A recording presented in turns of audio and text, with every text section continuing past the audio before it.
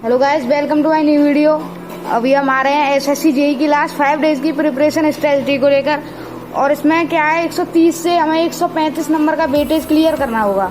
और इसका क्लियर करने के लिए हमें कुछ महत्वपूर्ण पॉइंट्स हैं, इनको देखते हैं। सबसे पहले रीजनिंग है। रीजनिंग अपना हमें पता है 50 क्वेश्चन 50 मार्क्स का वेटेज रखती है और इसको हमें 40 मिनट में क्लियर करना होगा। और क्लियर करने के लिए हमें कुछ नहीं है, सिर्फ नॉन वर्बल रीजनिंग करनी है। ज़्यादातर नॉन वर्बल में क्या, पेपर कटिंग हो गया, कोडिंग डिकोडिंग हो गया, इस करके 40 मार्क्स तक हम इसमें गेन कर सकते हैं इजीली। और इजीली गेन करने के लिए आपको कुछ, अब तक आपने रीजनिंग चाहे की है चाहे नहीं की है, आपको बस 40-40 मिनट के प्रैक्टिस सेट होते हैं वो लगाने हैं, जिससे कि हमारे 35 से 40 नंबर कंफर्म हो जाते हैं। तो रीजनिंग हम ऐसे क्लियर कर सकते हैं। जीके और जीएस। जीके जीएस में हमें सबसे पहले पता है करंट अफेयर्स। करंट अफेयर्स का वेटेज कम से कम 10 से 15 नंबर के बीच में आ रहा है इस समय, जो कि टीसीएस कंडक्ट करा रही है एसएससी के पेपरों को, इसलिए 10 से 15 नंबर का वेटेज होता है। तो हमें सबसे पहले करंट अफेयर्स करने, और करंट अफेयर्स अब तक आपने नहीं किए तो हमें सिर्फ करंट अफेयर्स के अब तक के लिए प्रैक्टिस सेट्स लगाने होंगे। और उसके लिए हमें कुछ नहीं है, जनवरी से लेके अक्टूबर तक के जो भी है, मतलब यूट्यूब पे अवेलेबल हो जाते हैं, 40-40 मिनट की वीडियो होती है, उनसे आप 200 से 250 अगर क्वेश्चन कर लेते हैं करंट अफेयर्स के, तो आपके 10 से 15 नंबर फिक्स हो जाएंगे, पक्का हो जाएंगे। तो 15 नंबर का वेटेज यहाँ से ले लेते हैं हम। और फिर हमारे पास ज्योग्राफी है, हिस्ट्री है, इसके भी कुछ नहीं करना है, आपको बस प्रीवियस ईयर लगाने हैं। अगर आप प्रीवियस ईयर भी लगा लेते हो ना, 200 से 250 क्वेश्चन, तो भी हमारे 10 से 12 नंबर आ जाते हैं। और बायोलॉजी सिर्फ साइंस में मोस्ट है, इसलिए उसमें 5 से 6 नंबर का वेटेज आता है बायोलॉजी का। तो भी हम इनको अगर टोटल करें तो 25 से 30 नंबर हम जीके और जीएस में ला सकते हैं। इसलिए हमें जीके पर भी फोकस करना है और रीजनिंग पर भी, क्योंकि रीजनिंग से 40 और जीके से 30 नंबर उठा लेते हैं तो 70 नंबर आ जाते हैं हमारे। अब आते हैं अपने मेन कोर्स की तरफ। इसमें हमारे पास बिल्डिंग मटेरियल और सर्वेइंग है। इन दोनों का वेटेज कम से कम 22 से 25 मार्क्स का होता है, जो कि एसएससी हर लेवल के क्वेश्चन देती है। इसमें 22 से 25 नंबर के क्वेश्चन आ जाते हैं। इसके लिए भी हमें, अगर आपने अब तक कुछ नहीं किया है तो आप प्रीवियस ईयर भी करेंगे तो कम से कम 15 नंबर के क्वेश्चन आप यहाँ से उठा सकते हैं। और कुछ अगर थोड़ा थ्योरी भी पढ़ लेते हैं तो 5 से 7 नंबर इसमें आप गेन करके 20 नंबर तक ला सकते हैं।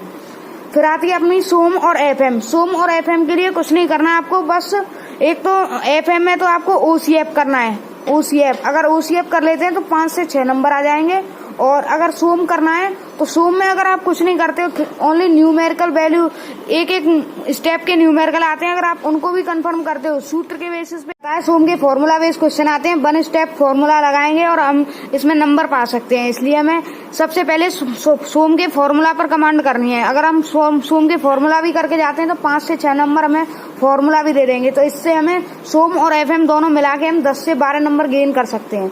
अब आती है सॉइल हमें पता है वेटेज रखती है कम से कम 12 से 13 नंबर का, लेकिन हमें 12-13 चाहिए ही नहीं, हमें चाहिए 8 मार्क्स। कम से कम 8 मार्क्स तो हमें लेके चलने हैं। और इसके लिए ओनली थ्योरी भी करते हो ना, थ्योरी के साथ एमसीक्यू करते हो, अगर आप प्रैक्टिस करना है बस हमको। अभी थ्योरी पढ़ने का तो टाइम है नहीं है, हमें सिर्फ एमसीक्यू करने हैं। एमसीक्यू कहाँ से करोगे, आप यूथ पब्लिकेशन की बुक ले सकते हो, उससे एमसीक्यू से आप कीजिए, ठीक है। तो यहाँ से आप 8 से 10 नंबर, 8 नंबर यहाँ से लेने हैं हमको। अब आती इरिगेशन। इरिगेशन करने के लिए हमें कुछ नहीं है, इरिगेशन में एमसीक्यू करना है। एमसीक्यू भी थ्योरी बेस ही आएंगे और कुछ नहीं आता। इरिगेशन में ज्यादातर वो न्यूमेरिकल बेस तो क्वेश्चन आते नहीं है, तो हमें 5 से 6 नंबर कम से कम यहाँ से उठाएंगे, 6 नंबर यहाँ से लेंगे। हाईवे भी थ्योरी बेस है। हाईवे थ्योरी बेस ऐसे, इसमें कुछ नहीं है। हाईवे में 4 से 5 नंबर का वेटेज आएगा ओनली हाईवे का। और ट्रांसपोर्टेशन इंजीनियरिंग का तो 10 नंबर का, लेकिन हमें चाहिए कितने, 4 से 5 नंबर, जिससे कि हमारा उसमें नंबर आ सके, हमारी कट ऑफ मार्क्स से हम ऊपर जा सके। तो हम 4 नंबर यहाँ से लाएंगे। एस्टिमेशन एंड कॉस्टिंग, इसमें आपको कुछ नहीं करना, बस सिंगल फ्लोर और डबल बिल्डिंग, इनके लिए अगर आप वैल्यू भी निकाल के जाते हो ना, जिससे कि हमें मतलब डीपीसी वगैरह कब करनी है, ये नॉर्मल सी चीजें आती हैं। इसमें 3 से 4 नंबर हम आराम से ले सकते हैं। और फिर आ जाती है अपनी मेन है, लेकिन इसको हम लास्ट में इसलिए रख रहे हैं क्योंकि इसकी थ्योरी थोड़ी हार्ड है।